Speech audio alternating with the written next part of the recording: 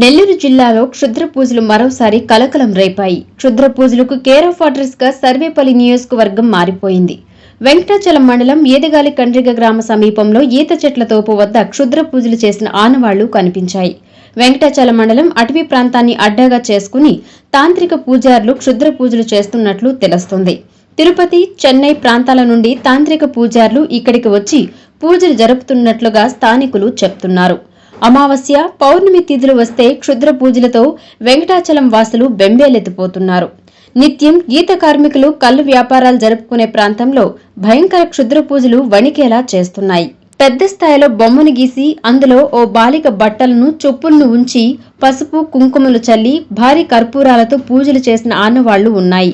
13 నుండి 15 సంవత్సరాల మధ్య వయసు గల బాలికపై ఈ క్షుద్ర పూజ జరిగి ఉండవచ్చని స్థానికులు భావిస్తున్నారు.